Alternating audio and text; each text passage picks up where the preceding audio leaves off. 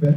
Le Seigneur il est vraiment dedans et il approuve ce qu'on est en train de faire. La nuit du vendredi au samedi, en fait, j'avais eu une visitation où le Seigneur m'a montré pas mal de choses.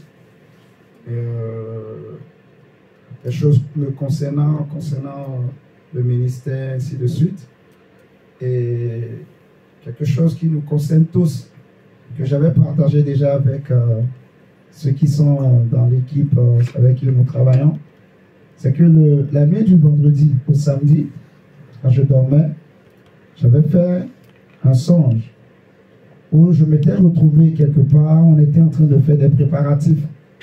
On se préparait, on allait faire des courses pour acheter des choses, on allait faire des courses, je croisais des gens que on saluait, on sympathisait. Et après, je me suis retrouvé dans une salle, un grand hangar. C'était une grande salle. Donc, dans l'esprit du songe, on venait de finir le culte. Donc, tout le monde était déjà parti en fait. Donc, et on dirait même, on était déjà même parti. Mais, bizarrement, dans le songe, on était revenus, moi et le diacre.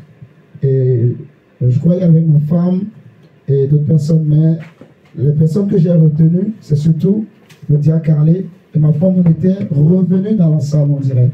Donc, quand on est revenu dans la salle, on était là.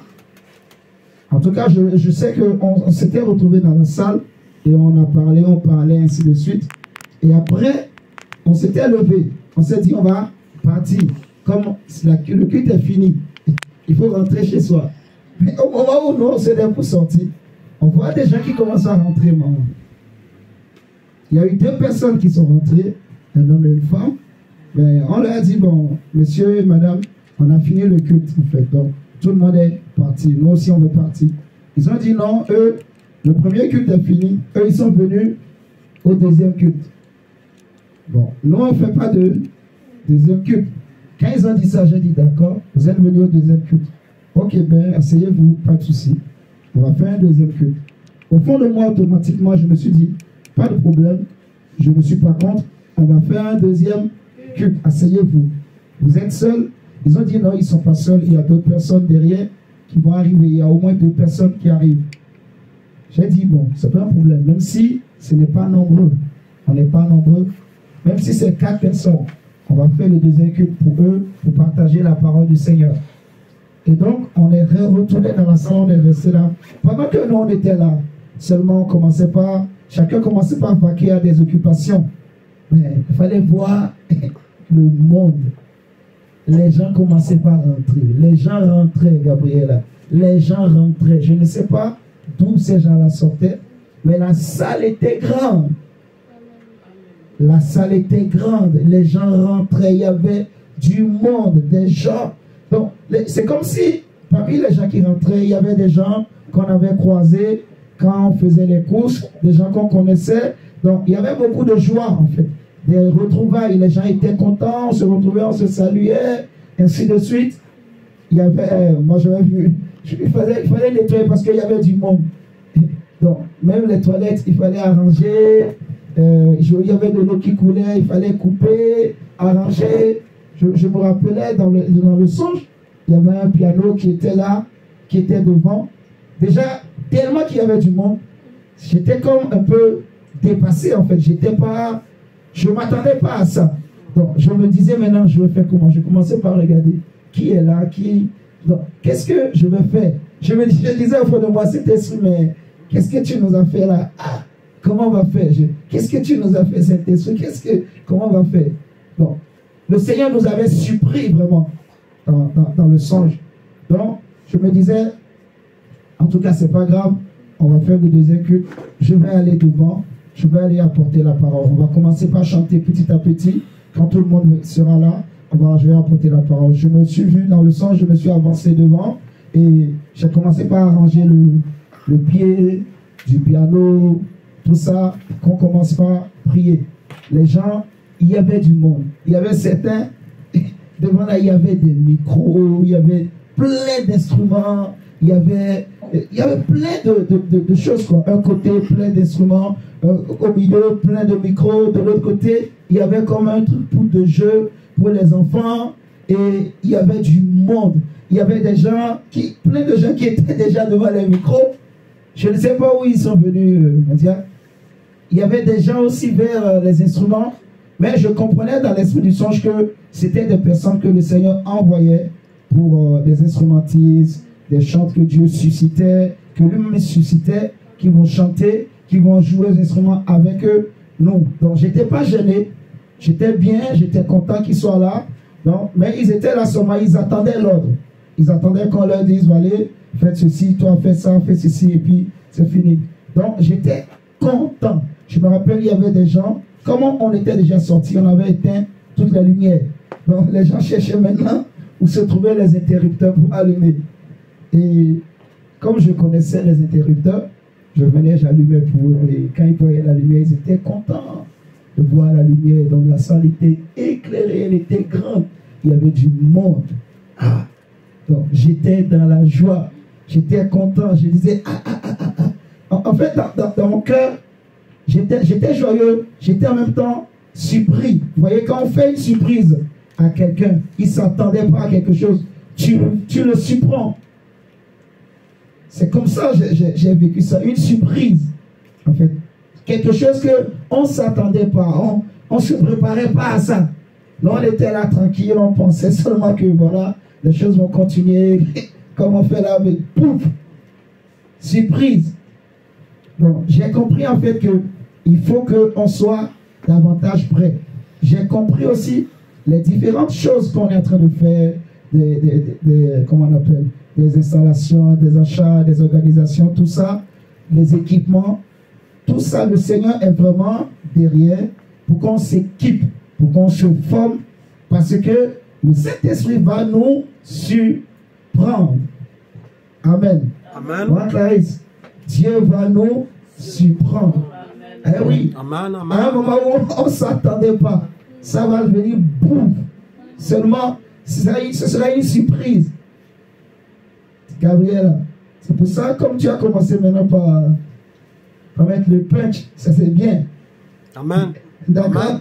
Il faut vraiment que chacun de nous, on se prépare. Comme ça, quand ça va venir, on est déjà préparé, équipé, on est occupé, on n'est pas, ça va nous surprendre plutôt, mais au moins, et on saura comment faire. On saura, parce que j'étais comme perdu en fait. Mais je sais que je n'ai pas refusé. J'ai dit oui, pas de problème. Que les gens rentrent. Et on va faire le deuxième culte. Donc ça arrivera à un moment aussi, on ne fera plus seulement un culte. Vous imaginez? On va faire 2 cultes. C'est qu'il y aura vraiment du monde. Le Seigneur va envoyer du monde. Il y aura une soif aussi de la connaissance de la parole de Dieu qui va nous obliger à faire ça pour partager la parole du Seigneur. Parce que c'est aussi le devoir que le Saint-Esprit nous a donné de partager la parole de Dieu, de prêcher la parole de Dieu. Amen. Amen. Donc soyons prêts et prêtes. Amen. Amen. On évangélise. Je t'ai vu, hein? Soyons prêts. Maman Karine, nous tous, soyons prêts. Grudel, ma soeur Sylvana, même ma soeur Koum, nous tous, mon frère Ahmed, tout le monde, même les mamans, notre maman, soyons prêts et prêtes. Même ma femme, nous tous, Dylan, soyons prêts. Donc occupons-nous plutôt, apprenons. Amen. Amen. Soyons prêts parce que Dieu va nous surprendre. C'est vraiment ce que j'ai compris.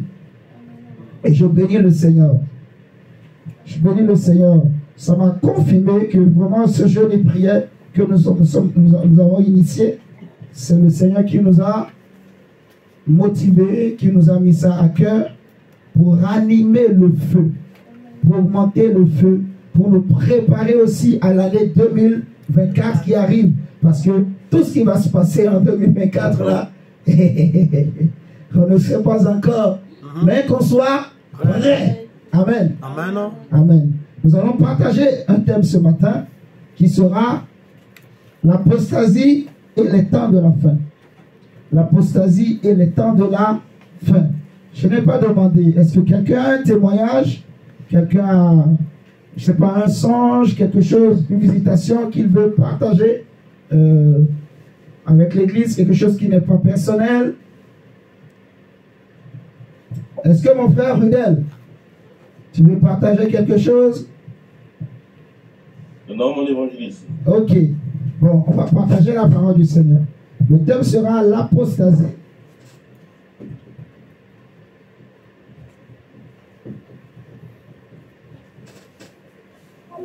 Et les temps de la fin. Ma soeur Sylvana, elle veut partager quelque chose? Non, bonjour. Bonjour. Bonjour la petite. Bonjour.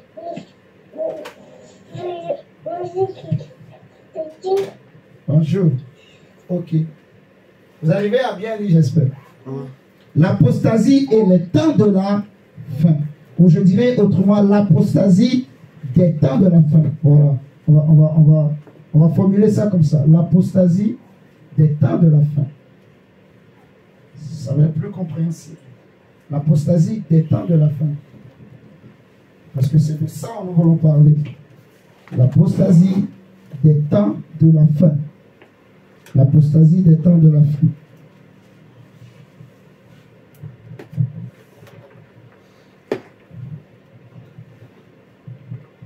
Nous allons prendre la Bible dans 2 Thessaloniciens, le chapitre 2.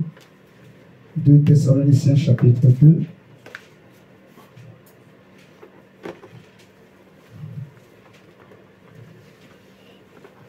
Verset 1. Gabriela, tu vas nous lire au verset 4. 2 Thessaloniciens, chapitre 2, verset 1 à 4. L'apostasie des temps de la fin. Saint-Esprit, merci. Laisse que ta grâce puisse nous faire du bien, Seigneur. Qu'elle coule, qu'elle jaillisse. Au nom de Jésus. Seigneur, parle-nous encore ce matin. Révèle-toi à nous d'une manière profonde, Seigneur.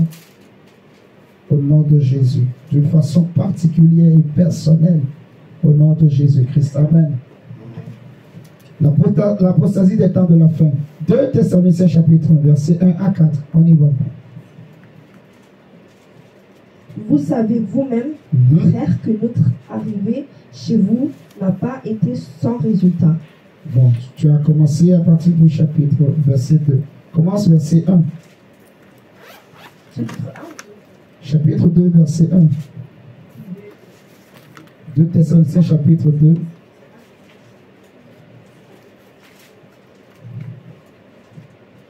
Pour ce qui concerne l'avènement de notre Seigneur Jésus-Christ et notre réunion avec lui, nous vous prions, frères, de ne pas vous laisser facilement ébranler dans votre bon sens et de ne pas vous laisser troubler, soit par quelque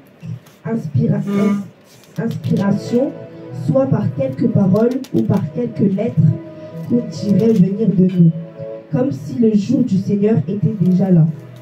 Que personne ne vous séduise d'aucune manière, car il faut que l'apostasie soit arrivée auparavant et qu'on ait vu paraître l'homme du péché, le fils de la perdition, l'adversaire qui s'élève au-dessus de tout ce qu'on appelle Dieu ou de ce qu'on adore jusqu'à s'asseoir dans le temple de Dieu, se proclame lui-même Dieu. Se proclamant lui-même Dieu. Amen pour la parole du Seigneur. Que Dieu bénisse sa parole. On nous parle des temps de la fin. L'apôtre Paul dit, pour ce qui concerne l'avènement de notre Seigneur Jésus-Christ et notre réunion avec lui.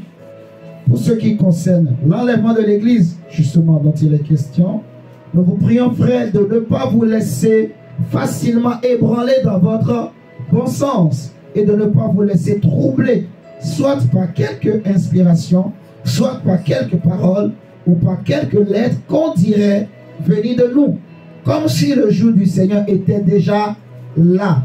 C'est très important, frères et sœurs, ce que nous voulons partager ce matin.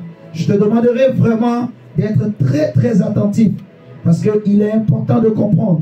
Paul dira au verset 3 que personne ne vous séduise d'aucune manière, car il faut. Ça veut dire que la connaissance ou la compréhension de ce qu'on appelle l'apostasie, des signes de l'apostasie, des marques, des signes qui nous permettent de connaître c'est quoi l'apostasie, de bien comprendre la dimension spirituelle et physique et humaine de l'apostasie. Vous m'entendez? Il faut bien comprendre ça pour ne pas être ébranlé, pour que notre foi ne vacille pas par tout ce qui se passe dans le monde, sur la terre. Alléluia. Amen. Donc Paul dit, il faut que l'apostasie soit arrivée auparavant et qu'on ait vu paraître l'homme du péché, le fils de la perdition, l'adversaire qui s'élève au-dessus de tout ce qu'on appelle Dieu ou de ce qu'on adore, jusqu'à s'asseoir dans le temple de Dieu, se proclamant lui-même. Vous voyez, c'est les signes des temps de la fin, des signes qu'on doit voir avant que Jésus ne descende pour venir chercher son église. C'est ce qui est écrit. Il faut d'abord qu'il y ait l'apostasie. Alors la question, c'est quoi l'apostasie? C'est quoi les temps de la fin? Les temps de la fin, c'est ce que la Bible appelle les derniers temps. Les derniers temps qui restent aux hommes à vivre sur cette terre. Et les derniers temps qui restent aussi à la terre, à l'univers. Vous voyez ce que je dis? Quel que soit ce que Dieu a créé, tout a un commencement et une fin. Le ciel a un commencement, le ciel a une fin. Je parle bien sûr du ciel atmosphérique. Vous voyez ce que je dis? La Bible dira dans Hébreu que, en parlant de Jésus, les cieux sont l'ouvrage de tes mains. Tu les as créés. Ils vieilliront et ils seront roulés comme un vêtement. Et ils seront changés. Vous voyez? Mais Jésus, toi, tes jours sont éternels. Donc, les cieux ont une fin et les cieux seront changés. Ils vieillissent aussi, le ciel. Les cieux que vous voyez, ils vieillissent.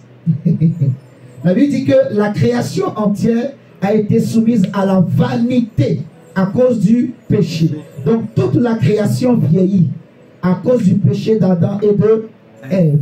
On est d'accord? Et les temps de la fin, c'est les temps, les derniers temps qui restent aux hommes à vivre, en fait, sur la terre. Vous voyez? C'est ce qu'on appelle l'eschatologie, en fait. C'est tous les événements qui concernent, en fait, les derniers temps, les derniers instants, les derniers moments qui restent aux hommes à vivre sur la terre. Avant que, on va dire justement, avant le jugement dernier. Vous voyez? Avant que Dieu ne détruise la terre, avant que Dieu ne détruise l'univers. Maintenant, l'apostasie, c'est quoi? L'apostasie, c'est l'abandon de Dieu.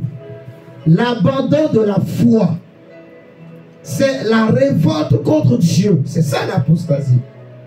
L'apostasie, c'est lorsque les hommes se détournent des voies de Dieu. Les hommes se détournent de la parole de Dieu, de la vérité. Les hommes s'opposent à la vérité, s'opposent à la volonté de Dieu. On parle d'apostasie dans une génération lorsque cette génération s'oppose à la voix de Dieu. Alléluia. Amen. On dira qu'un homme est apostat tout simplement lorsqu'il abandonne la foi. Vous voyez?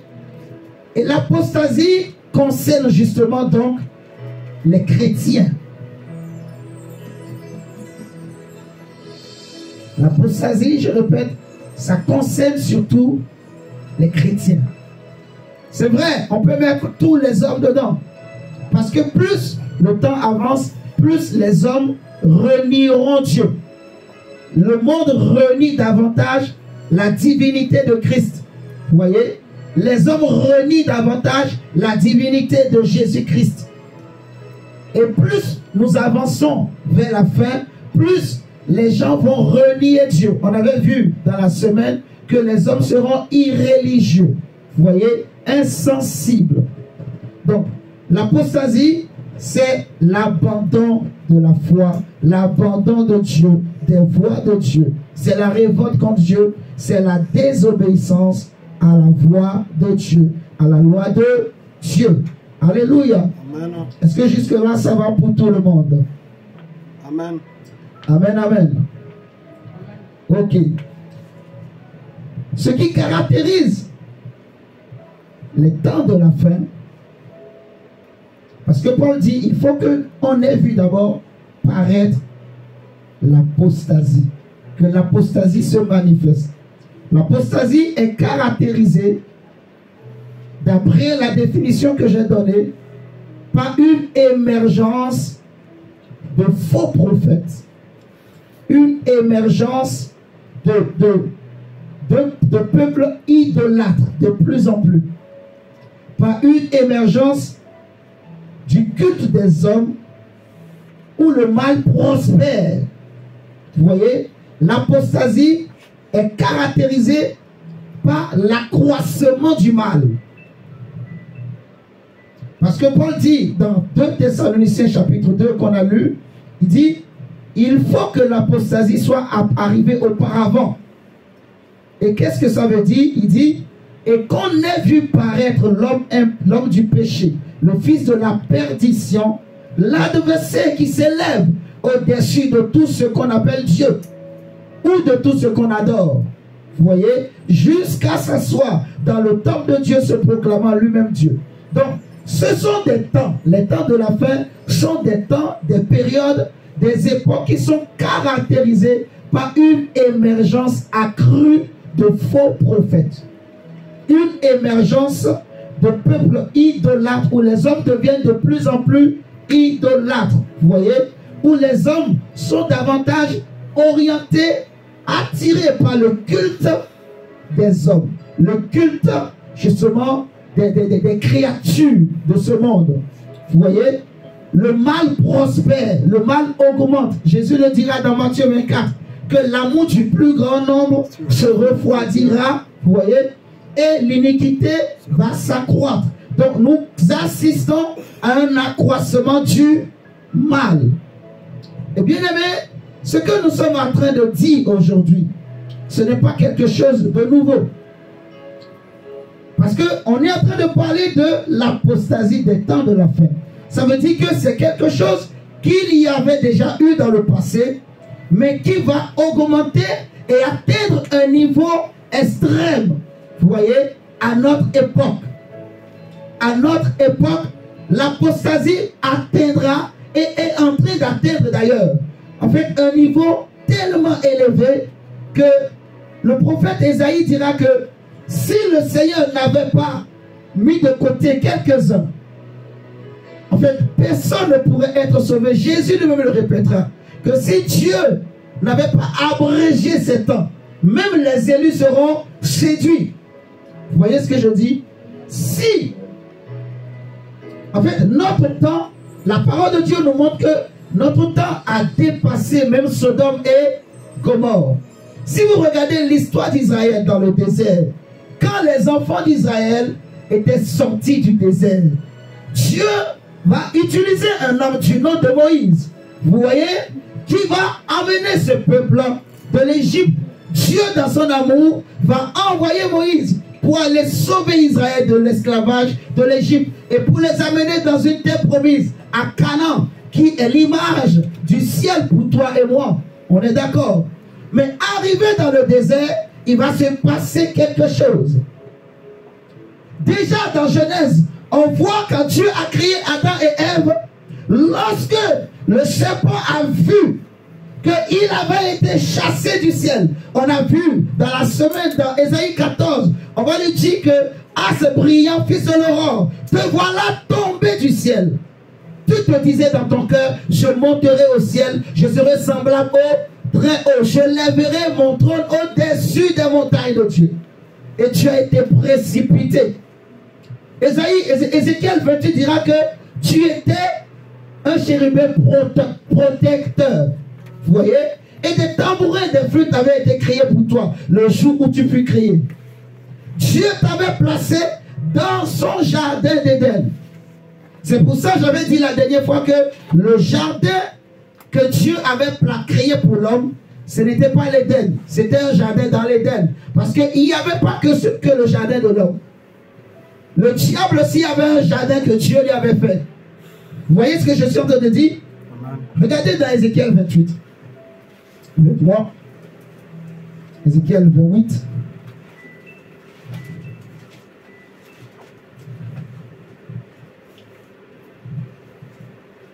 Ézéchiel 28. Tu vas nous lire, Gabriela, s'il te plaît, verset 11 à 13.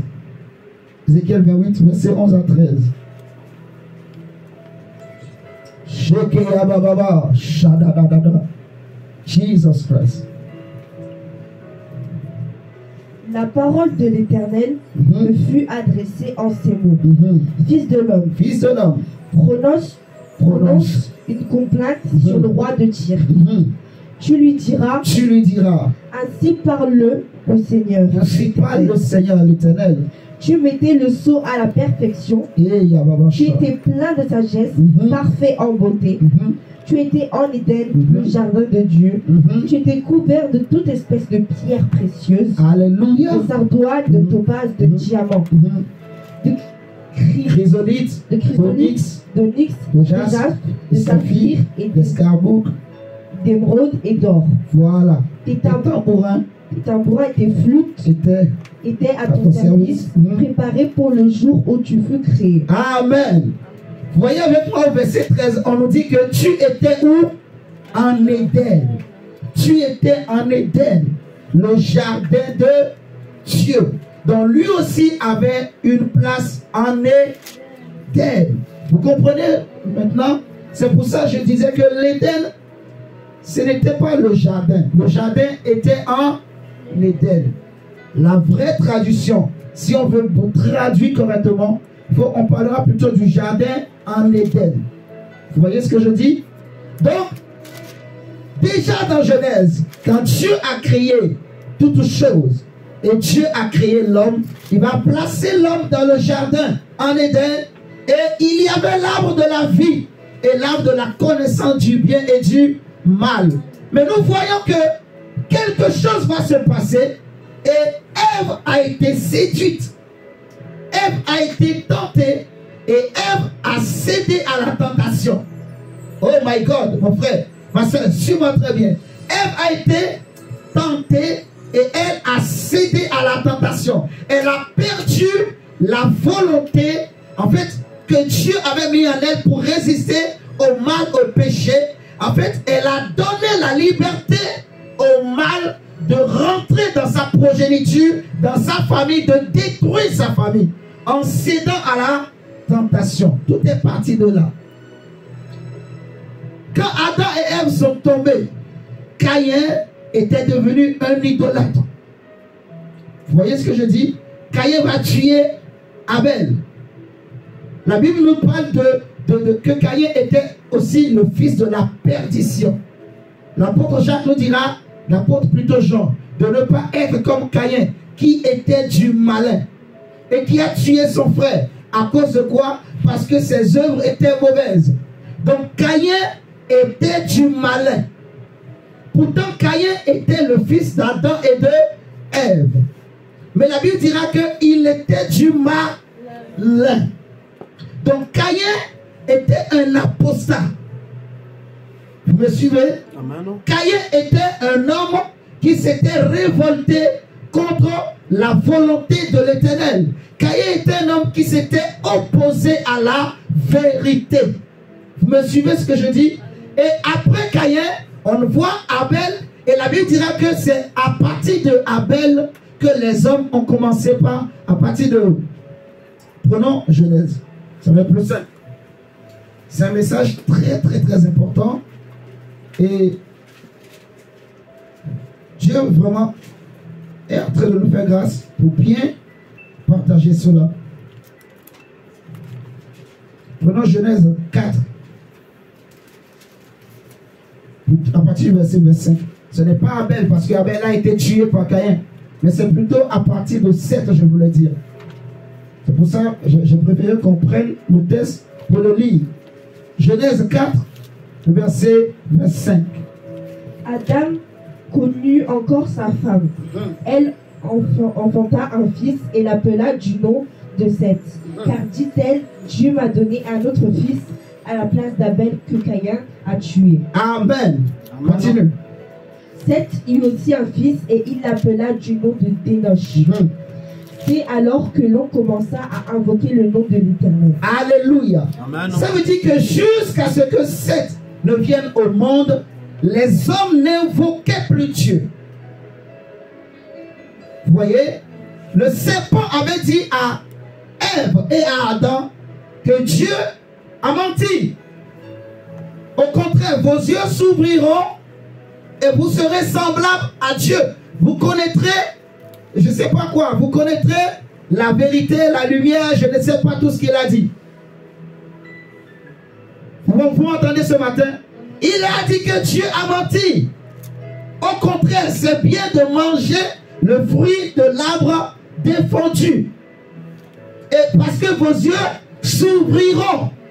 Vos yeux s'ouvriront sur quoi? Et vous connaîtrez quoi? Vous connaîtrez quoi? La vérité. Mais c'est faux. Ouais. Il avait menti. Vos yeux s'ouvriront et vous serez comme Dieu. Vous serez semblable à Dieu. C'était pour les manipuler. C'était une séduction. Vous comprenez? C'était pour amener Adam et Ève à se révolter contre Dieu. À abandonner le culte du vrai Dieu. C'était vraiment rusé. Si vous prenez, regardez, Genèse 3, le verset 4. La Bible dit, alors le serpent dit à la femme, vous ne mourrez point. Donc Dieu a menti. Parce que Dieu avait dit, le jour où vous mourrez, et le jour où vous mangerez, vous mourrez. Mais lui dit, vous ne mourrez. Mais Dieu sait que le jour où vous en mangerez, vos yeux s'ouvriront et que vous serez comme des dieux, connaissant le bien et le mal. Vous serez comme des dieux. Vos yeux vont s'ouvrir. Vos yeux vont s'ouvrir sur quoi? Comme si les yeux étaient fermés dans le passé. Comme si les yeux, comme s'ils étaient des aveugles. Si vous regardez la suite, on dira que la femme, parce qu'elle a écouté le serpent, elle a regardé l'arbre autrement. Elle a vu l'arbre autrement. Et la convoitise est rentrée dans son cœur. La Bible dit qu'elle a trouvé que le fruit de l'arbre était bon à manger. Pour donner aussi l'intelligence, la sagesse, la connaissance. Elle a pris, elle a mangé. C'est comme ça ils sont tombés. Donc, jusqu'à ce que Seth ne vienne au monde, les hommes n'invoquaient plus Dieu. Quand Dieu a chassé Adam et Ève du jardin d'Éden, les hommes n'invoquaient plus Dieu. C'était le désordre sur la terre. C'était le chaos. C'était la cacophonie. Et c'est alors, quand Seth est né, la Bible dira que c'est alors que les hommes ont commencé par invoquer Dieu. Donc si Adam et Ève ont pu être sauvés, c'est au travers de Seth qui a ramené le culte du vrai Dieu. Amen. Donc l'apostasie n'est pas quelque chose de nouveau sur la terre.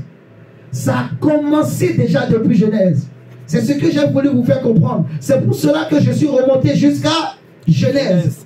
Et vous allez comprendre avec moi, même à l'époque de Noé, il y avait des gens qui avaient abandonné le culte du vrai Dieu. Des gens qui s'opposaient à la prédication de Noé. Des gens qui ne croyaient pas que le déluge allait arriver. Vous savez ça? La Bible appelle Noé le prédicateur de la justice. Il y avait des gens qui avaient abandonné le culte du vrai Dieu, qui se révoltaient contre Dieu. Mon frère, Dieu va ouvrir nos yeux ce matin. Nous allons comprendre beaucoup de réalités spirituelles. Quand on dépasse Noé, à l'époque d'Abraham, c'était pareil. Donc maintenant, Dieu voulait sauver l'homme. Parce que Dieu voyait que l'homme qu'il avait créé à son image était en train d'être perdu. Pourquoi? À cause du serpent, le séducteur, le manipulateur, le tentateur, celui qui amène les hommes à la révolte contre Dieu. Vous me comprenez? Il fallait trouver une solution pour sauver les hommes. Et c'est alors que Dieu va susciter Abraham et au travers d'Abraham pour que le Messie arrive. Alléluia. Alors Dieu va envoyer Moïse en Égypte pour aller sauver Israël. Israël par qui le Messie devrait naître. Dieu avait choisi Abraham, Isaac et Jacob pour qu'au travers de le Messie arrive. Dieu en sortant Israël de l'Égypte, la parole de Dieu nous montre que les enfants d'Israël sont sortis de l'Égypte, mais leur cœur était toujours resté en Égypte. Si vous prenez avec moi Exode chapitre 32, regardez ce qui va se passer. Et c'est grave, frère. Vous allez comprendre avec moi. Exode chapitre 32, le verset 1. Dieu fait sortir le peuple de l'Égypte. Il va leur dire, je vais vous donner des lois que les autres peuples n'ont pas. Je ferai de vous un peuple saint. Vous serez pour moi des fils et des filles. Et je serai pour vous un père. Alléluia. Amen. Dieu prend Moïse. Il laisse Aaron avec le peuple au pied de la montagne. Et il demande à Moïse de monter au sommet de la montagne pour venir chercher les 10 commandements, les 2 tables de la loi. Mais regardez ce qui va se passer. Exode 32, verset 1, Gabriel, on y va. Lis-nous bien, s'il te plaît. Le peuple, voyant que Moïse tardait à descendre de la Le peuple a fait quoi? Voyant quoi? Que Moïse tardait. Le peuple voyant quoi? Que Moïse tardait. Comme aujourd'hui, Jésus tarde à revenir. Comme Jésus, le retour de Jésus, l'avènement de Jésus prend du temps. Vous êtes en train de comprendre? C'est exactement la même chose qui est en train de se passer aujourd'hui. Où même les généraux sont en train de tomber. Où même ceux qui étaient des modèles hier ont commencé par tomber. Et le danger, c'est que parce qu'il y a une émergence de faux prophètes, de peuples idolâtres, c'est que même les nouveaux-nés en Christ sont en danger. Et ceux qui ne sont pas bien bâtis, ceux qui n'ont pas une foi solide, ceux qui n'ont pas une vraie connaissance de Dieu, de la parole de Dieu, de l'évangile, leurs foi sont ébranlées. Vous me comprenez? Le peuple a vu que Moïse qui était monté sur la montagne auprès de Dieu, il tardait à revenir. Alors ils ont fait quoi? Dis-nous. S'assembla autour d'Aaron, il lui dit. Le peuple, comme Moïse tardait, ils se sont rassemblés autour de Aaron. Et ils vont lui dire. Allons, fais-nous un Dieu qui marche devant nous, car ce Moïse, cet homme qui nous a fait sortir du pays d'Égypte, nous ne savons ce qu'il est devenu. Nous ne savons ce qu'il est. Moïse tarde trop à descendre. On ne sait plus s'il est en vie ou s'il est mort au sommet du montagne. On ne sait pas. Il est devenu quoi? Est-ce qu'il a vieilli? Il a maintenant des barbes. Il s'est remarié au sommet du montagne. On ne sait pas. On n'a pas d'informations sur Moïse. Il nous a dit, restez ici avec Aaron, moi je reviens. Mais ça fait 40 jours. Ça fait 10 jours, 20 jours, 25 jours depuis qu'il est parti. Aucun signe. Il pouvait au moins allumer même une petite mèche et lancer ça vers le bas de la montagne. Comme ça, on saura qu'il est toujours là. Mais on ne sait pas. C'est des menteurs. Vous savez pourquoi? Parce que la présence de Dieu au sommet de la montagne était comme un feu qui brûlait. Vous m'entendez? C'était comme un feu qui brûlait au sommet de la montagne. Donc il ne pouvait pas dire qu'il ne sait pas si Moïse est là ou pas. Parce que si la présence de Dieu était toujours au sommet de la montagne, c'est que Moïse est toujours là. Mais comme le peuple, le cœur était déjà tourné vers l'Égypte, comme ils sont sortis, mais le cœur était resté.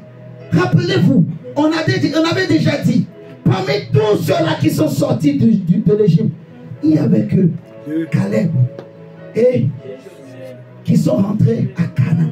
Tous les autres, plus de 600 000 femmes et enfants. femmes, 600 000 et leurs femmes. Parce que les enfants, Dieu va les épargner.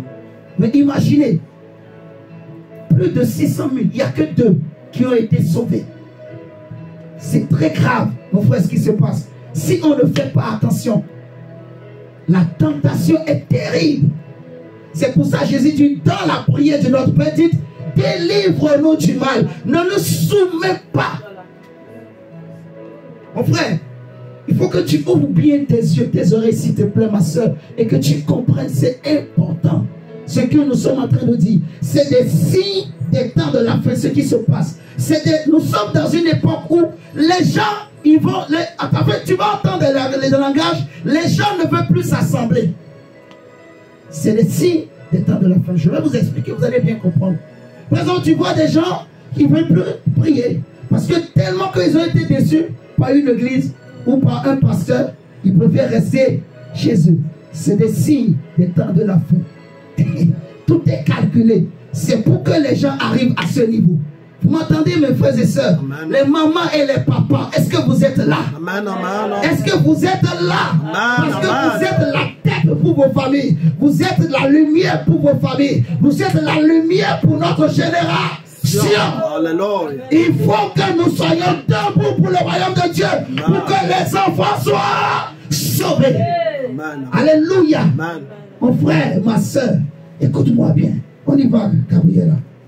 Aaron leur dit, ôtez les anneaux d'or qui sont aux oreilles de vos femmes, de vos fils et de vos filles, et apportez-les-moi. Et tous ôtèrent les anneaux d'or qui étaient à leurs oreilles, et ils les apportèrent à Aaron. Il les reçut de leurs mains, jeta l'or dans un moule, et fit un vœu. Regardez bien, on dit Aaron a jeté l'or dans un moule. On n'a pas dit il a jeté directement dans le feu, mais il a mis dans un moule. Ça veut dire que le moule existait déjà. Vous savez c'est quoi une moule? Voilà. Donc, il y avait déjà la forme du veau qu'il avait déjà Aaron. Je me pose la question, Aaron, il a pris ça où?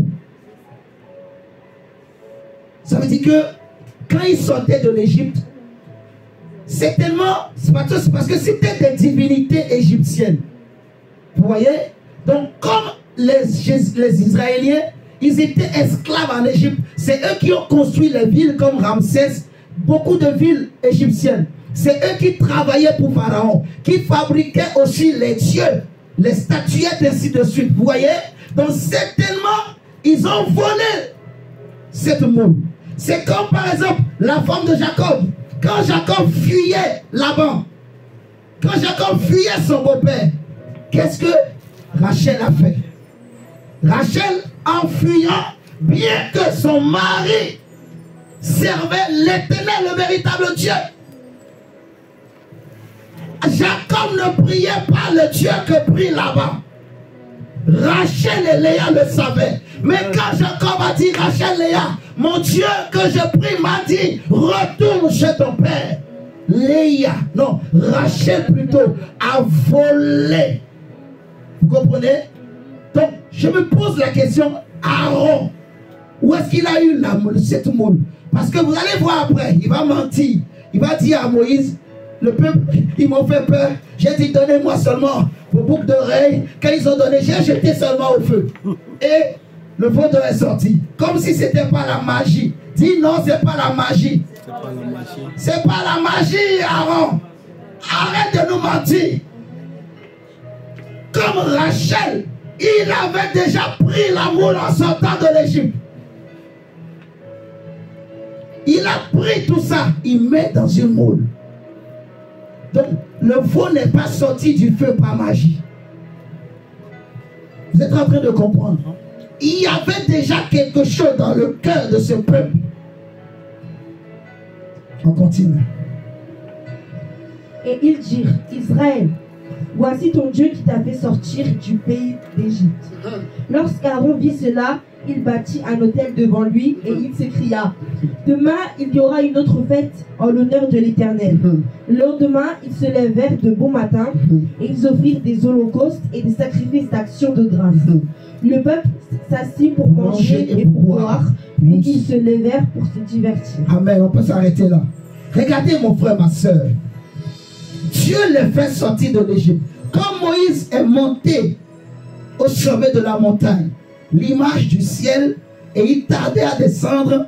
Alors le peuple va dire à Aaron, vous voyez, fais-nous un Dieu qui va marcher devant nous parce que ce Moïse tarde. Comme Paul dit à Timothée, prêche la parole en toute occasion, favorable ou non, dans 2 Timothée 4. Parce qu'il arrivera un temps où les hommes ne supporteront plus la saine doctrine, mais ils auront la démangeaison d'entendre des choses agréables. Parce que Jésus tarde à revenir. Ils auront la démangeaison d'entendre des choses agréables. Alors ils se créeront eux-mêmes une foule de docteurs, une foule de dieux. Vous êtes en train de comprendre? C'est exactement en fait. Ils veulent un autre Dieu. Comme Moïse n'est pas là, Aaron, qui était Aaron? Le sacrificateur. Qui était Aaron? Celui que Moïse avait laissé là pour protéger le peuple, pour diriger le peuple, pour conduire le peuple. Et Moïse a failli à son rôle. Moïse a failli à son devoir. Au lieu de dire non au peuple, quand le peuple venait pour dire fais-nous un autre Dieu. Ah oui, Aaron plutôt a failli à son devoir. Il pouvait dire non. Il avait le choix. Il pouvait leur dire non. Ce Moïse-là, il reviendra même si tarde. Je sais qu'il revient. Le peuple allait le croire. Le peuple allait le croire. Oui. Il allait le croire. Mais lui-même, il ne croyait plus que Moïse allait revenir. Il a paniqué. Il a cédé. Alors ils ont fait un veau d'or. Et ils ont commencé par chanter, par danser, par se divertir. En réalité, ils étaient tellement tombés si bas qu'ils ont commencé par aller chercher les femmes des peuples alentours. Vous voyez, qu'ils amenaient dans le camp de Dieu. Et ils amenaient ça dans leur tente. Les hommes allaient chercher des femmes. Ils commençaient par faire ce qu'on appelle de l'orgie. De l'orgie religieuse. Vous voyez, c'est des cultes païens. Où on croit que pour que la divinité descende, eh bien, on liait en fait le culte à tout ce qui est lié, excusez-moi, le sexe. C'est important vraiment d'enseigner ça pour que les enfants, pour qu'on comprenne, en gros. Je ne vais pas aller loin. Vous voyez ce que je suis en train de dire? L'orgie dans le camp, en fait, dans le camp de Dieu, là où la sainteté doit régner. Donc, et les hommes mariés, ils faisaient c'était, mon frère, ma soeur, c'était terrible. Hein? La saleté, mais comme pas possible. Et c'est Aaron lui-même qui leur a dit, demain, il y aura fête. Donc, tellement que la fête était bonne, qu'il fallait se permettre tout. Il n'y avait plus de limites, il n'y avait plus de freins. Parce que Moïse n'est pas là. Et le sacrificateur qui devrait mettre les freins, lui aussi, il ne parle pas. Il laisse faire. Vous voyez, la liberté d'agir. Comme les fils d'Élie. Dieu a vu Élie. Une fois, 2 fois. Élie, il disait seulement, mes enfants, ce que vous faites, ce n'est pas bien. Ce que vous faites, ce n'est pas bien. Il ne réagissait pas trop. Alors les enfants ont continué. À un moment donné, Dieu a commencé maintenant par les exposer. Au départ, ils faisaient leurs mauvaises œuvres en cachette. Mais à un moment donné, Dieu a commencé par faire ressortir. Et tout le peuple voyait que les enfants d'Élie étaient mauvais, étaient des impudiques, étaient des adultères, étaient des idolâtres, étaient des méchants. Tout le peuple était témoin. Le peuple était dégoûté. Vous comprenez? Aaron a livré le peuple en pâture. Et c'est ce que Moïse va lui reprocher. Regardez. Dieu va parler à Moïse pour dire descends. Parce que le peuple, ils ont fait un veau d'or. Je vais les détruire. Moïse a supplié. Dieu s'est calmé. Moïse descend. Il se met en colère en voyant le veau d'or. Il brise les 2 tables. Il prend le veau, il le détruit, il le réduit ensemble. Il met la poudre, la poussière dans l'eau. Il fait boire à tout le peuple. Maintenant, il va dire à Aaron.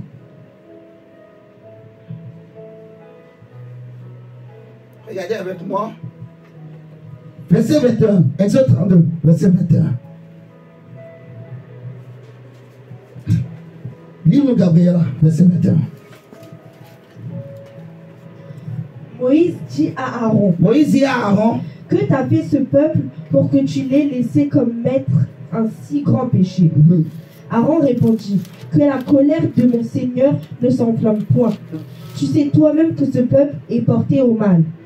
Ils m'ont dit, fais-nous un Dieu qui marche devant nous, car ce Moïse, cet homme qui nous a fait sortir du pays d'Égypte, nous ne savons ce qu'il est devenu. Je leur ai dit que ceux qui ont de l'or s'en dépouillent, et ils ne l'ont pas donné. Ils me l'ont donné. Je t'ai jeté au feu. Je l'ai jeté au feu. Je l'ai jeté au feu. Et il en est sorti ce veau. Déjà, attends, pause. Vous voyez ce que je disais tout à l'heure? C'est un mensonge. Heureusement que la Bible avait déjà dit ce que Aaron a fait. Il avait jeté dans une moule. Alléluia. Moïse avait jeté dans une moule. Alléluia. Ah, Jésus est bon. Et Aaron plutôt avait jeté dans une moule. Mais ici il dit à Moïse, je l'ai jeté au feu. Il en est sorti ce veau. Donc comme si ce n'est pas magie, je n'ai pas compris. On va essayer de lui accorder ça. Pour dire que lui aussi il était envoûté. Est-ce que vous êtes d'accord? Hein? Aaron était envoûté. Il était séduit. Il avait déjà ramené sa moule de l'Égypte lui-même. Il a menti à Moïse. Mais bon, Moïse a laissé passer. Regardez verset 25, qu'est-ce que Moïse a dit? Et ça c'est très important. Moïse vit que le peuple était livré au désordre. Le peuple était livré au désordre et qu'Aaron l'avait laissé dans ce désordre. C'est ça en fait ce qui s'est passé. Aaron, au lieu de veiller, de protéger le peuple, pour que le peuple ne soit pas livré au désordre, et que même si le peuple s'était livré au désordre, au lieu de mettre un frein au désordre du peuple, au lieu d'amener de l'ordre, Aaron aussi était plongé dans le même désordre. Aaron aussi a perdu son autorité. Aaron a perdu la vision. Aaron a perdu le discernement. Vous me comprenez? Aaron a commencé par trouver normal ce que le peuple faisait. Donc Aaron lui-même ne croyait pas que Moïse allait descendre. Il ne croyait plus. Il ne pensait pas. Il faisait ce que le peuple voulait. Mon frère, c'est grave. Le peuple était livré au désordre. Moïse a vu. Et c'est ce que Aaron a fait. Quand il dit j'ai jeté au feu, c'est devenu... Non, Moïse, discernement. Il voit. Le peuple éparpillé, désordonné, sans berger. Aaron qui devrait les protéger, il les a laissés faire. Et ensuite, exposé à l'opprobre. Exposé. Ces deux mots-là, c'est très important. Le désordre et l'exposition. Le peuple était dans le désordre et le peuple était exposé. Donc plus de protection, plus de sécurité. Le peuple était exposé parmi ses ennemis. C'est très très important mon frère. Je t'en prie, comprends bien ma soeur. C'est très très important. Moïse a vu quoi? Le peuple était livré au désordre. Et Aaron qui devait protéger a abandonné. Est-ce que vous ne constatez pas qu'aujourd'hui, à notre époque, le désordre qu'il y a dans le milieu chrétien, le désordre pas possible, rien que par les dénominations, Jésus dit que l'église est un corps. Un membre n'est pas un corps. L'oreille ne peut pas vivre sans le pied. L'oreille ne peut pas dire que moi je suis un corps. Non. L'oreille est un membre. Dis l'oreille est un membre. L'oreille est un membre. Le pied est un membre. Le pied n'est pas le corps. Non. Le pied fait partie du corps. L'oreille fait partie du corps. Mais aujourd'hui, nous assistons à un phénomène. La tête dit, moi je suis un corps. Le pied dit, moi je suis un corps. Donc le pied se lève crée sa dénomination, sa doctrine, alors qu'il n'y a qu'une seule doctrine. Amen. Il y a un seul Dieu, un seul message, un seul Seigneur, un seul Sauveur, un seul médiateur entre Dieu et les hommes. Il y a une seule doctrine, la doctrine de Jésus-Christ de Nazareth. Il y a un seul évangile, l'évangile du salut, l'évangile éternel. Amen, amen, amen. Aujourd'hui, nous assistons à un phénomène terrible. La tête dit non. Moi, je crée ma dénomination. Le catholicisme, protestantisme, méthodisme, les évangélistes, les mormons. Demain, on va dire les André. Il n'y a pas de André. Il n'y a pas de les centres missionnaires mondial pour Jésus-Christ. Non. Nous sommes un corps. Nous faisons partie d'un corps. Nous ne sommes que des membres. Vous voyez? Mais nous ne sommes pas le corps. Nous faisons partie d'un corps. Le corps de Jésus-Christ de Nazareth. Le corps pour qui il a versé son sang précieux à la croix. Le corps pour qui il est mort. Amen, amen, amen. Nous faisons partie du corps de Jésus. Nous sommes membres du corps de Jésus. Aujourd'hui, nous voyons des doctrines. Il y en a qui se lèvent pour dire non, il ne faut plus aller prier dans les assemblées. Restez chez vous à la maison. C'est le désordre. La Bible dit n'abandonnez pas vos assemblées. Ce n'est pas écrit dans vos Bibles. C'est écrit dans vos Bibles. Est-ce que vous êtes là? Amen. Il est écrit dans Hébreu, n'abandonnez pas vos Assemblée. Mais aujourd'hui, il y en a qui disent, restez chez vous. Et il y a des pasteurs, parce qu'ils ont été déçus. Oh non, franchement, j'ai été tellement blessé. Je préfère rester dans mon coin. Jusqu'à quand?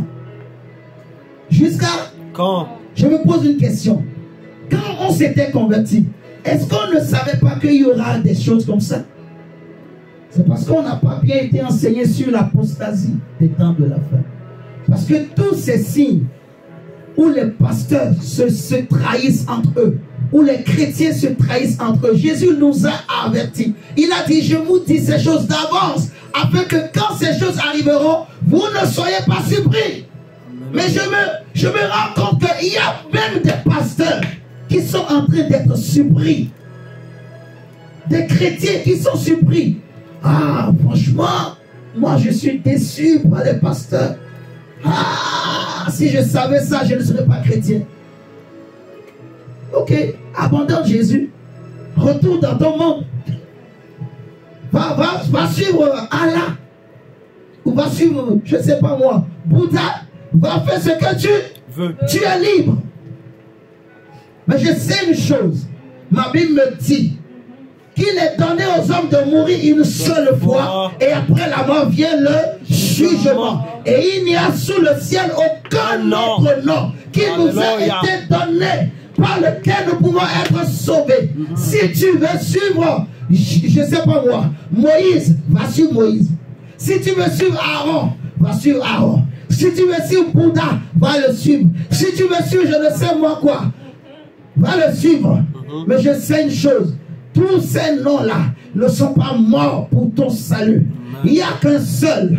Il n'y a qu'un seul qui a accepté de mourir pour que tes péchés et mes péchés soient ôtés, pour que j'aie la liberté d'entrer dans la présence de Dieu. Amen. Il est le chemin, la vérité et la vie qui conduit au ciel. Nul ne peut aller au Père sans passer par Jésus-Christ de Nazareth. Amen. Mon frère, ma soeur, il faut choisir. Tu ne dois pas être étonné le désordre qu'il y a aujourd'hui dans l'église. Le désordre. Le Seigneur dit à l'église d'Éphèse, ce que j'ai contre toi, c'est que tu as abandonné ton premier amour. Vous voyez? Et il y en a beaucoup. Toi qui étais zélé dans l'assemblée avec les frères et sœurs, qu'est-ce qui t'est arrivé? À cause d'un homme, à cause des problèmes de cœur, à cause des déceptions, des guerres de position. Les gens se battent pour savoir qui est le meilleur. Les gens se battent pour savoir qui a la meilleure église. Les gens se battent pour savoir qui est le véritable prophète, qui prophétise plus que l'autre, qui prêche plus que l'autre, qui fait autant de miracles plus que l'autre. Frère, le désordre. Les pasteurs qui vont avec des sœurs. Les choses ne sont plus cachées. L'église aujourd'hui est exposée. Même les bébés qui naissent sont perdus. Ils ne savent plus qui est vrai ou qui est faux. Ils sont perdus. Tu es en train de comprendre, Gabriela? Les chantres, n'en parlons pas. Aujourd'hui, il te dira que non, moi c'est Jésus ou rien. Mais laisse quelques jours. Le même Jésus qui l'a dit là. Il a renié ce Jésus par ses œuvres. Donc ça veut dire que tu nous mentais au début. Vous comprenez? Oh oui. Tu nous mentais. Fais ce que tu veux. Mais sache que nous sommes dans les temps de la fin. Le temps où l'apostasie augmente. Et l'apostasie, c'est un esprit. C'est une séduction qui passe par la tentation. Dieu dit, regardez à l'église de Pergame, Apocalypse. Regardez Apocalypse, chapitre 2.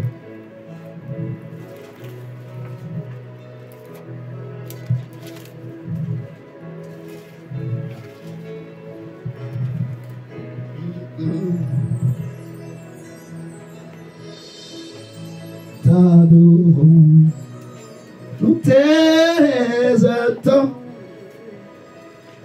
nous établis ton trône éternel. Oh Jésus, par nos louanges, nous t'invitons. Viens Jésus prendre. Regardez l'église de Sardes, je vous l'ai dit. Il y a beaucoup de choses. Il y a l'église de Pergame où le Seigneur va lui faire des reproches. Il y a l'église de Thyatire. Donc l'église de Pergame, c'est dans Apocalypse 2, à partir du verset 12. Vous allez lire chez vous. L'église de Thyatire, c'est à partir du verset 18, Apocalypse 2. Le Seigneur va leur faire des reproches. Mais ce que nous allons lire, surtout, c'est sur l'église de Sardes et de l'église de Laodicée.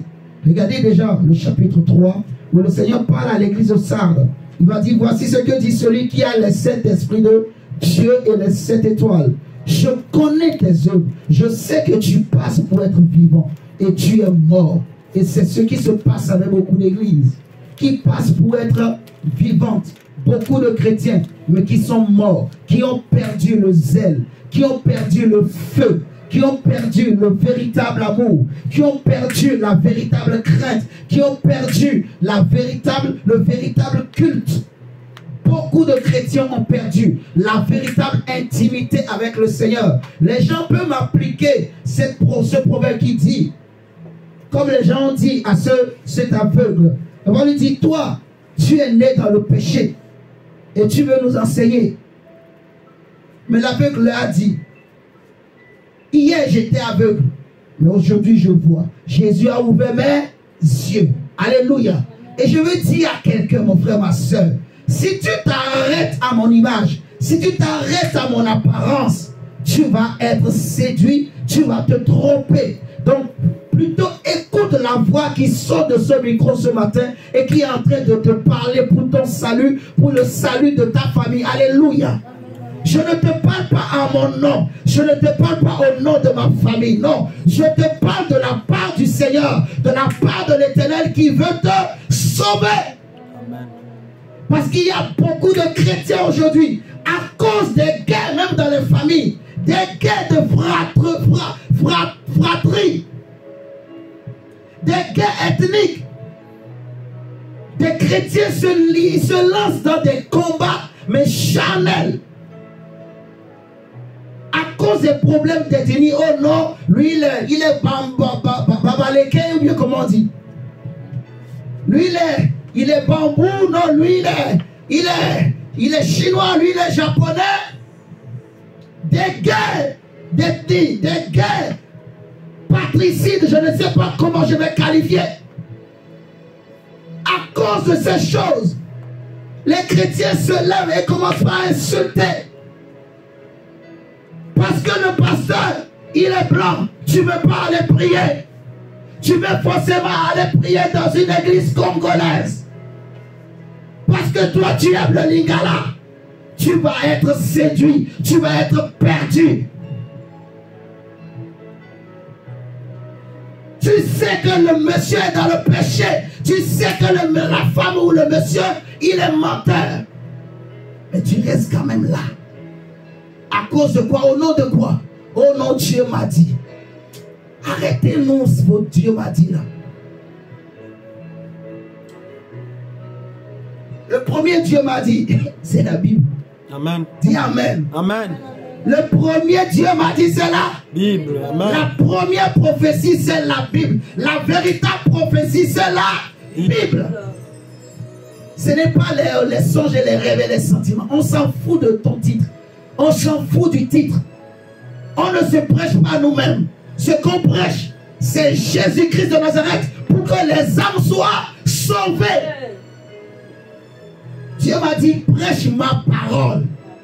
Je voulais faire le piano. Je voulais devenir pianiste professionnel. Dieu m'a dit, non, prêche ma parole. Alors je prêche l'évangile, mon frère, ma soeur, pour que nos âmes soient sauvées. Que nos âmes soient sauvées, mon frère. Que nos familles soient sauvées. Qu'on ne soit pas idolâtre. Qu'on ne suit pas les hommes. Qu'on ne soit pas séduit et manipulé. Qu'on ne soit pas emporté à tout vendeur. Doctrine. Non. Regardez l'église de Sardes. Dieu dit, tu passes pour être vivant, mais tu es mort. Sois vigilant et affermis le reste qui est près de mourir. Car je n'ai pas trouvé tes œuvres parfaites devant mon Dieu. Combien de chrétiens sont en train de mourir aujourd'hui? Parce que le pasteur refuse de se repentir, refuse de reconnaître ses péchés, refuse de confesser, d'avouer. Combien de chrétiens sont en train d'être maudits eux-mêmes? Parce qu'ils jugent sur le péché de leur pasteur. Ils jugent sur le péché de leur... Eh oui. Donc ce qu'eux ils pensent être vrai, c'est un mensonge. Vous imaginez ça? Un mensonge. Combien aujourd'hui? Combien? Oh non, moi je fais confiance à mon pasteur. On l'a attrapé en flagrant délit d'adultère, en train de tromper sa femme. Mais tu continues quand même à aller chez lui. Pourtant il ne s'est pas levé pour vous demander pardon. Il n'a même pas fait une repentance. Vous comprenez? Il continue comme si rien n'était, comme s'il n'a rien fait. Pourtant, vous savez, chrétien, réveille-toi. Réveille-toi. Qu'est-ce qui t'arrive? Qu'est-ce qui te retient encore là? Dieu dit, mon peuple, sortez de Babylone. Sortez de Babylone. Qu'est-ce qui te retient encore là? Sors de là. Regardez l'église de Laodicée. Déjà à l'église de Philadelphie, au verset 10, le Seigneur dit, parce que tu as gardé la parole de la persévérance, en moi je te garderai aussi à l'heure de la tentation qui va venir sur le monde entier pour éprouver les habitants de la terre. Donc il y a une tentation qui est en train d'être répandue au temps de la fin sur le monde entier, où les hommes seront de plus en plus séduits, où il y aura de plus en plus de désordre. Je vous dis, ne pensez pas que ça va s'améliorer, c'est pas vrai. Il y aura de plus en plus de désordre. Dieu va davantage exposer. Il y aura davantage de nudité. Regarde, ah mon frère, ma soeur, regardez ce qui se passe autour de nous. Des pasteurs qui sont exposés, des chrétiens qui sont exposés, des familles qui sont exposées. À cause des pasteurs, les familles sont exposées, livrées, détruites, cassées, divisées. Regardez, le pasteur, il épouse une femme. Mais regardez comment sa vie est exposée. Il trompe sa femme. La femme trompe. La femme du pasteur couche avec le chantre ou va avec le chantre. Le pasteur lui aussi, il prend la femme de son bras droit. Les soeurs entre elles. Mon frère, c'est le désordre. Vous comprenez? Le pasteur qui prend l'argent de l'église, il fuit. Les gens cotisent, on lui donne, il bouffe, il disparaît. La cupidité, le mensonge aujourd'hui, le vol, l'arrogance, mon frère, l'idolâtrie dans les églises, la jalousie dans les cœurs des pasteurs, des chrétiens, des chantres. C'est terrible, mon frère, ma soeur. Dieu ne veut pas ça.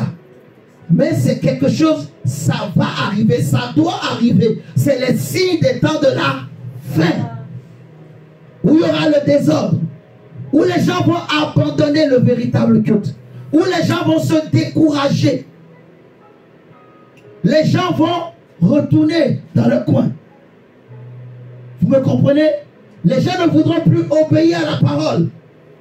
Jésus ne nous a pas sortis du monde pour qu'on reste seul. Non. Tu n'es pas un corps. Tu es un membre. Dis avec moi, tu es un membre. Tu es un membre. Tu es un membre, frère. Tu as besoin des autres membres. Parce que le pied a besoin du bras. Vous comprenez? Les yeux ont besoin, je ne sais pas, du squelette, du corps là, pour bouger. Imagine que on prend l'œil et on le pose là. Il ne verra pas loin. Il n'ira pas loin. Il verra que là où il est. Vous êtes d'accord avec moi? Donc, chaque membre, autant que nous sommes, nous avons besoin les uns des autres. Amen. Oui. Mais c'est calculé en fait. C'est fait en sorte que les chrétiens se découragent et abandonnent la foi. Regardez ce que Paul dit. Déjà, lisons Apocalypse 3 à l'église de Laodicée, verset 14. Et après, on va prendre 1 Timothée et 2 Timothée. Verset 14, Apocalypse 3. La Bible nous dit quoi?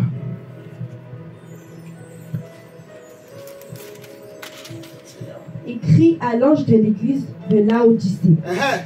Voici ce que dit l'Amen, le témoin fidèle et véritable, le commencement de la création de Dieu. Je connais tes œuvres, je sais que tu n'es ni froid ni bouillant, puisses-tu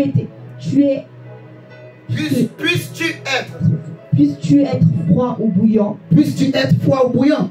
Ainsi, parce que tu es tiède et que tu n'es ni froid ni bouillant, oh Dieu, je te vomirai de ma bouche. Je te vomirai de ma bouche. Pourquoi? Parce que tu n'es ni chaud, tu n'es ni froid, tu es tiède. Dieu veut que tu sois chaud. Vous voyez? Il n'y a pas de je suis au milieu, moi. Il n'y a pas ça avec Dieu. Soit tu es pour Dieu, soit tu es contre. Soit tu es pour la vérité, soit tu es contre. Vous voyez? Soit tu es pour la vérité. Moïse dit, qui sont ceux qui sont pour l'Éternel? Quand il a vu que le peuple était livré au désordre, Aaron l'a laissé comme ça. Il se lève, il dit, si je ne fais rien là, ce désordre va continuer. Il faut que j'amène de l'ordre. Qui sont ceux qui sont pour l'Éternel? Qui sont ceux qui sont pour la vérité? Qui sont ceux qui sont contre la vérité? La Bible dit que les fils de Lévi se sont levés. Ils ont dit, Moïse, nous on est là. Même si on avait suivi Aaron, mais on a compris. On s'était trompé. On avait péché. Moïse, nous, on se demande pardon. On se lève. On vient vers toi. Nous, on est pour l'Éternel. Et Dieu est en train de demander dans notre époque, qui sont ceux qui sont pour la vérité? Qui sont ceux qui sont pour le royaume de Dieu? Qui sont ceux qui sont chauds pour Dieu, pour le Seigneur? Ceux qui n'ont pas peur. Élie à son époque, Le peuple était tombé dans l'apostasie. Ils ont tué les véritables prophètes. Ils ont tué les vrais prophètes. Et on a vu l'émergence des faux prophètes. 400 prophètes de Baal, 450 prophètes d'Astarté qui mangeaient à la table de Jézabel, à la table d'Akab. Ma Bible me dit, Élie dit à l'Éternel, ils ont tué tous tes prophètes et moi je suis resté moi seul. Mais Dieu dit à Élie, non, il y a un reste. Des hommes et des femmes qui ne se sont pas fléchis les genoux devant Baal et Astarté, qui n'ont pas souillé leurs vêtements. Et je crois qu'il y a un reste. Quand Dieu dit qu'ils sont ceux qui sont pour la vérité, je crois qu'il y a des hommes qui ont le courage et la force et de se lever pour dire, moi je suis pour la vérité. Même si ça va me coûter une relation, même si on va me traiter de tous les noms, qu'on me traite de tous les noms. Si les hommes veulent m'appeler traite, qui m'appelle traite? S'ils veulent dire je suis méchant, qui dit je suis méchant? S'ils veulent dire je ne suis pas reconnaissant, qui dit je ne suis pas reconnaissant? Mais au moins j'ai sauvé ma vie, j'ai sauvé ma famille, j'ai sauvé ma vie. Mon frère, le salut est personnel. Vous n'êtes pas nés ensemble. Deux personnes seront en train de moudre. La Bible dit quand la trompette va sonner de temps en temps, l'une sera prise et l'autre laissée. Est-ce que tu crois que tu vas mourir avec le monsieur que tu es en train de suivre là? Réveillez-vous, chrétiens. Dis réveillez-vous. Dis encore. Réveillez-vous, chrétiens. Parce que le temps est proche. Les signes de l'apostasie sont devant nous. Le découragement des chrétiens, l'abandon de la foi de beaucoup qui ne veulent plus s'assembler, qui ne veulent plus prier, les fausses doctrines qui sortent. Vous me comprenez? Oui. Quand les gens commencent à dire oh non, les femmes ne doivent plus, elles doivent toutes maintenant mettre des voiles. Celles qui n'ont pas une foi solide, même des pasteurs, eux-mêmes, ils croient ça. Il entend ça seulement sur Internet, il prend, il vient dans son église. Oh non, toutes les femmes doivent porter des voiles. Macho, comme on dit. Vous me comprenez? C'est une incompréhension de la parole de Dieu. Donc, oh non, si les femmes ne portent pas des voiles, elles ne seront pas sauvées. Parce que quelqu'un a dit, moi je suis allé en enfer, j'ai vu que toutes les femmes qui étaient en enfer, c'est parce qu'elles n'avaient pas porté des voiles.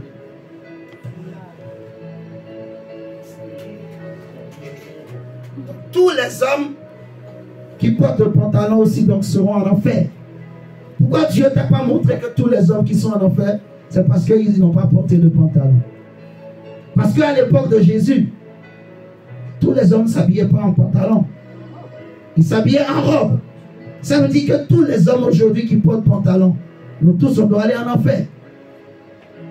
Vous êtes en train de comprendre la barbarie, la bestialité, la bassesse, le niveau où les hommes sont en train de descendre, où le milieu chrétien, je dirais, est en fait le désordre qui est en train de régner.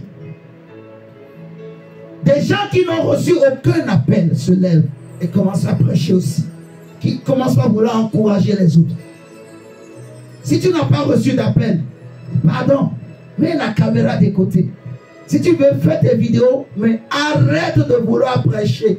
Parce que nous serons sévèrement jugés. Eh oui. Si tu n'as pas reçu d'appel de Dieu, arrête. Parce que tu es en train de conduire beaucoup de gens en enfer. Et toi-même tu iras en enfer. Mais ton jugement sera plus sévère.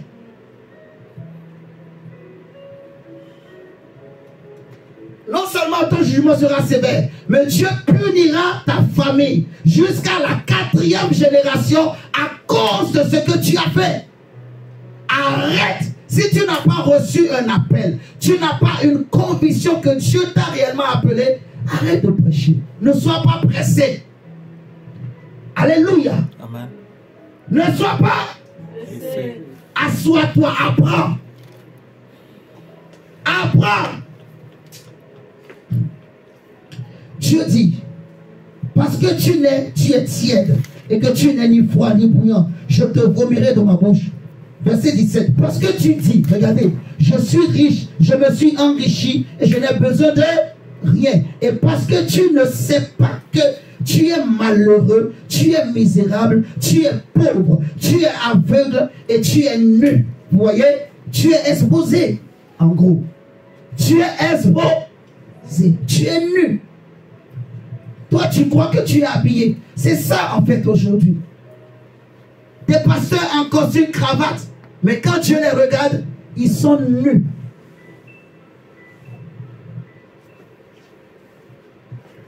Regardez la nudité des chrétiens sur Internet. La nudité des chrétiennes sur Internet. La nudité. La nudité est banalisée aujourd'hui, même dans les chrétiens. Dans les églises, dans les assemblées. Vous comprenez ce que je dis?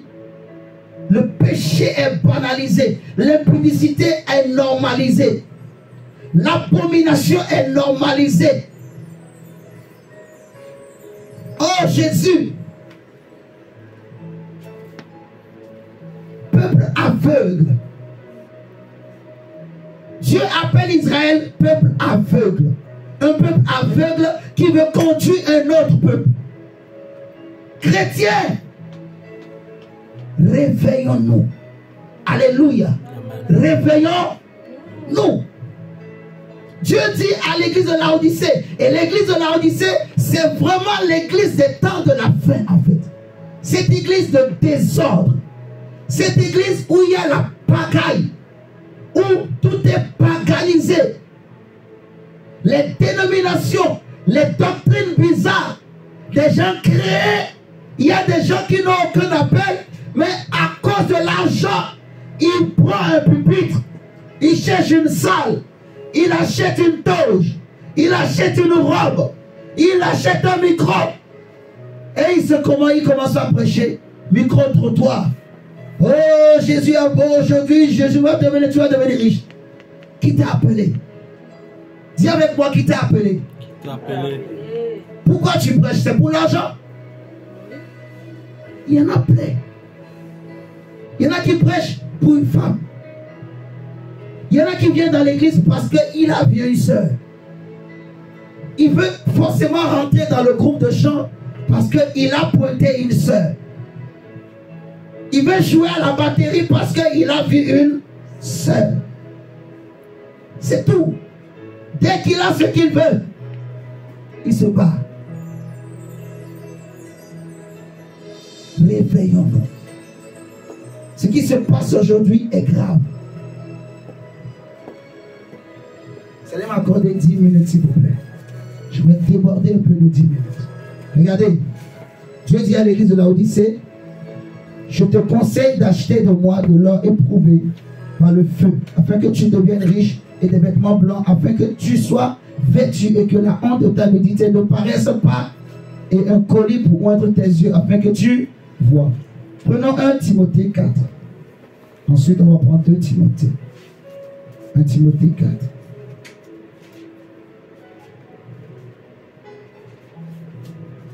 Nous sommes à une époque où il y a les 10 vierges. Les 10 vierges où 5 étaient sages et 5 étaient folles. C'est l'époque des temps de la fin. C'est l'époque de l'apostasie. Parce que l'époux tardait à arriver, les 10 se sont assoupis. Vous comprenez? Les 10 se sont assoupis. Mais heureusement que les 5 sages avaient de l'huile. L'assoupissement là, c'est la grande tentation, la grande séduction qui arrive sur la terre, qui refroidit les gens. Tellement qu'il y a le désordre, des choses abominables, des choses qu'il est honteux de dire même, des choses qui ne peuvent pas arriver. Vous me comprenez? Des choses qui se passent aujourd'hui. 1 Timothée 4, verset 1. La Bible dit, mais l'Esprit dit expressément que dans les derniers temps, quelques-uns abandonneront la foi pour s'attacher à des esprits séducteurs et à des doctrines de démons. Vous voyez? Donc, les temps de la fin sont caractérisés par l'abandon de la foi, comme je disais. caractérisé par l'abandon de la foi. Une émergence de faux prophètes, une émergence de l'idolâtrie, du faux culte. Et il dit que beaucoup s'attacheront à des esprits séducteurs et à des doctrines de démons. Et c'est ce que nous voyons, la séduction. Les gens prêchent pour séduire. Ils ne prêchent pas pour plaire à Dieu. Ils cherchent à plaire aux hommes. Ils cherchent à plaire au peuple. Ils cherchent à plaire au pasteur. Ils cherchent à plaire à une sœur. Ils cherchent à plaire à un frère. C'est normal. Quand le pasteur, il a déjà fait des bêtises avec la sœur, il y a des choses qu'il peut prêcher. Quand il sera devant, il est obligé de dire toujours pour éviter de choquer. Vous êtes d'accord avec moi? Amen. Oui. C'est très grave, mon frère, ma soeur. Et en tant que chrétien et chrétienne, nous devons connaître ces signes. Vous voyez, je dois connaître ces signes pour que je ne sois pas étonné, choqué quand ça arrive. Vous voyez, Jésus a dit, je vous dis ces choses afin que quand elles arriveront, que vous ne soyez pas étonnés, choqués. C'est normal. C'est les signes des temps de la fin. Un réveil de faux prophètes. Un accroissement du mal. L'idolâtrie qui augmente. La déception. Le découragement. La disparition du véritable amour. Ça existe encore. Mais il y en a de moins en moins. Vous voyez, la rareté, je veux dire, du véritable amour. La rareté du véritable message. La rareté de la véritable justice, de la véritable vérité. Vous voyez, c'est devenu rare. C'est les temps de la fin, c'est le signe de l'apostasie. Et l'apostasie, c'est un esprit. En fait, si vous lisez la suite de 2 Thessaloniciens qu'on a lu, vous allez voir, c'est un esprit. Pas dit, pas l'hypocrisie de faux docteurs portant la marque de la flétrissure dans leur propre conscience, prescrivant de ne pas se marier et de s'abstenir d'aliments que Dieu a créés. Sautons, prenons 2 Timothée 3. 2 Timothée 3, s'il vous plaît.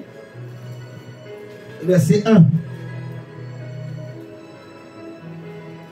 Il est dit, sache que dans les derniers jours, toujours ça veut dire les derniers temps, il y aura des temps difficiles. Pourquoi? Car les hommes seront égoïstes, amis de l'argent fanfarons, hautains et blasphémateurs, rebelles à leurs parents. Vous voyez, ingrats, irréligieux, insensibles, déloyaux, intempérants, cruels, ennemis des gens de bien, traîtres, emportés, enflés d'orgueil, aimant le plaisir plus que Dieu, mais ayant l'apparence de la piété, mais reniant ce qui en fait la force. Éloigne-toi de ces hommes-là. 2 Timothée 3, versets 1 à 5. Je vais prendre 2 derniers tests et on va s'arrêter là. On va prendre Matthieu 24. Donc on va prendre 3 tests plutôt. Excusez-moi. Matthieu 24, Luc 21. Et nous prendrons Matthieu 25 après. Matthieu 24.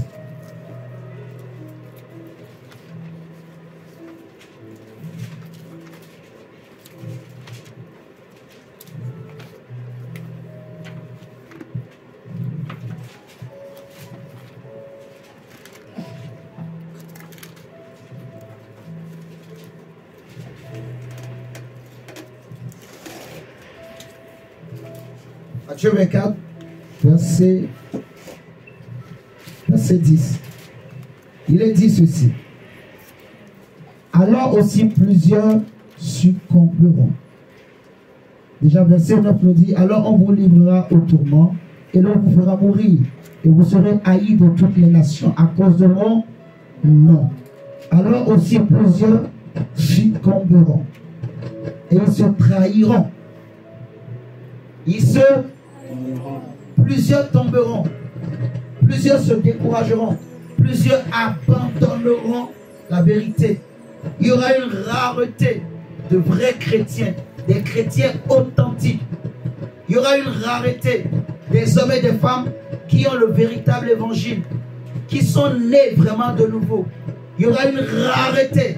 Vous êtes en train de me comprendre. Amen. Une rareté des hommes et des femmes qui marchent dans la justice, qui marchent dans la crainte de Dieu. Parce qu'il y en a beaucoup. Ils ne font pas ce qu'ils disent aux gens de faire. Malheureusement, c'est comme ça. Il y a beaucoup de prédicateurs comme ça. Il y en a plein. Donc, le temps où nous sommes, c'est un temps où il y a un réveil des faux. Et Dieu laisse faire. C'est le plan de Dieu aussi. Parce que la Bible dit que là où le péché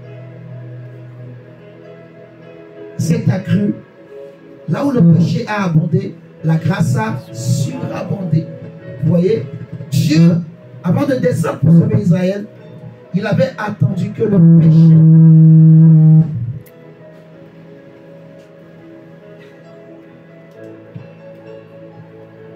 Le péché... C'est quoi, Attila? Gabriela, coupe ton micro. Ton micro est allumé? Ok, c'est pas grave. C'est un message très important. Suivons très bien. On a presque terminé. Restons concentrés. Qu'est-ce que je disais déjà? Là où le péché a abondé. Voilà, ça montre que vous suivez. Là où le péché a abondé, la grâce a surabondé. Dieu, pour descendre en Égypte, pour aller sauver Israël, il avait dit à Abraham qu'il faut d'abord que le péché des Amoréens, des peuples qui étaient en Canaan, que le péché atteigne son maximum. Vous voyez? Et c'est exactement ce qui se passe dans notre génération. En fait. Donc Dieu laisse que le mal augmente, que le mal atteigne son niveau extrême. Et c'est la dernière guerre. La dernière guerre. En fait, après cette apostasie, il n'y aura plus rien d'autre. C'est pour ça qu'on parle de l'apostasie des temps de la fin. Où le mal, à un moment donné, ne se cachera plus. Le mal va se matérialiser physiquement dans le monde, en fait. Vous comprenez ce que je dis? Donc, le Seigneur dit, plusieurs se trahiront et se haïront les uns les autres. C'est ce qui se passe. Où les pasteurs se haïssent. Ils prient ensemble dans la même église, mais ils ne s'aiment pas. Vous comprenez ce que je dis? Ils ne se parlent pas. Oui, on a vécu ces choses. Ça existe, plein. Des chrétiens qui prient ensemble, mais qui ne se saluent pas. Ça n'existe. En fait, ça c'est la mort. Vraiment, c'est là. C'est la mort. Un prédicateur qui vient devant, il vous prêche, mais il est en colère contre l'autre. Des pasteurs qui se font la guerre parce que l'autre a acheté une voiture, l'autre a une maison, l'autre n'a pas de maison, l'autre sa femme est belle, sa femme n'est pas belle, l'autre sa femme s'habille bien, sa femme, l'autre s'habille pas bien. Des choses, en fait, le cœur il n'y a plus l'esprit. C'est les sentiments, la haine, comme Jésus a dit, plusieurs se haïront. Et je vous ai expliqué comment ça arrive. C'est quand on ouvre la porte. Parce qu'en Christ, le diable n'a pas cette liberté-là. J'avais expliqué la dernière fois. Il n'a pas cette liberté-là. Parce que Jésus l'a lié. Avant de nous livrer, il fallait que Jésus le livre. Donc, tant qu'on est dans la bergerie, qu'on marche dans les voies de Dieu, il va rôder, mais il ne pourra pas nous atteindre. Il ne pourra pas nous toucher. Parce que la tentation, c'est pour détruire. La tentation, je répète, c'est pour détruire. C'est pour détruire les hommes. Comme il a fait avec Adam et Ève. Comme il a fait avec Caïn. La tentation, le diable vient tenter pour détruire les hommes. Pour amener l'homme dans le péché à tomber. Prenons Luc 21 et après on va prendre. Prenons déjà Matthieu 25. Et comme on est dans Matthieu, et après on ira dans Luc et on va finir. Matthieu 25, ça nous parle de la parabole des 10 vierges. Vous voyez, vous connaissez l'histoire. La Bible nous dira que, verset 5, je vais commencer à partir du verset 5, parce que vous connaissez l'histoire déjà. Le verset 5 nous dit, comme l'époux tardait, tout s'assoupit et s'endormit. L'apostasie, le refroidissement. Beaucoup ont été refroidis. Leurs foi ont été refroidies. Même celles qui avaient l'huile, les 5 qui avaient l'huile, se sont endormis, se sont assoupis. Vous voyez ce que je dis?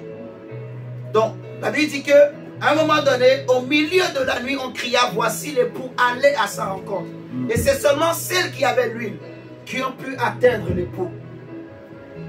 Vous voyez ce que je dis? Donc, c'est le temps, mon frère, ma soeur, de chercher à avoir l'huile, à avoir le feu, d'être zélé pour Jésus, d'être debout, que personne ne t'empêche de t'assembler avec les frères et sœurs. C'est important. Amen. Amen. Vous comprenez? Amen. Il ne faut pas rester seul chez soi. Non, ce n'est pas biblique. Dieu sait pourquoi. Il a dit, il est doux et agréable, frères et sœurs, d'être ensemble. Parce que c'est là que Dieu répand la bénédiction. C'est important d'être ensemble, de prier ensemble. Vous voyez? C'est là que Dieu renouvelle. Dieu renouvelle. Dieu régénère. Dieu nous fait du bien. La présence de Dieu descend au milieu de nous. Amen. Vous voyez? Donc, on va prendre Luc 21. On va s'arrêter là. Luc 21, verset 34. Le Seigneur dit, prenez garde à vous-même de crainte que vos cœurs ne s'apaisantissent par les excès du manger et du boire et par les soucis de la vie, et que ce jour ne vienne sur vous à l'improviste. Car il viendra comme un filet sur tous ceux qui habitent sur la face de toute la terre. Veillez donc et priez en tout temps afin que vous ayez la force d'échapper à toutes ces choses qui arriveront. Vous comprenez? Afin que vous ayez la force d'échapper à toutes ces choses qui arriveront et de paraître debout devant le Fils de l'homme. Veillez et priez pour avoir la force. Donc, ce n'est pas le moment d'abandonner, de rester dans son coin, de rester chez soi, de ne pas s'assembler avec les frères et sœurs, ou d'être refroidi dans la prière. Vous voyez? Que ni les études, que ni le travail, que ni le mariage, que ni je ne sais quel projet ne t'enlève le goût de la prière, ne t'enlève le goût de la parole. C'est pour ton salut et pour ton bien. Nous avons été engendrés par la parole. Alléluia. Amen. On va se lever dans la présence de Dieu. Tu vas dire, Seigneur, moi je ne veux pas être surpris. Moi je ne veux pas être tiède. Moi je ne veux pas, je veux retrouver mon premier amour. Seigneur, augmente en moi le feu au nom de Jésus. Moi je ne veux pas être séduit. Je ne veux pas être apostat, Seigneur. Je veux être debout lorsque Jésus viendra. Je vais être debout pour servir mon Dieu. Je vais être davantage zélé au nom de Jésus-Christ de Nazareth. Oh Seigneur, merci. Demande à Dieu de te remplir de feu, de remplir ta famille et de te sauver, de sauver ta famille au nom de Jésus. Dis à Dieu, Seigneur, moi je sais, je le crois encore davantage.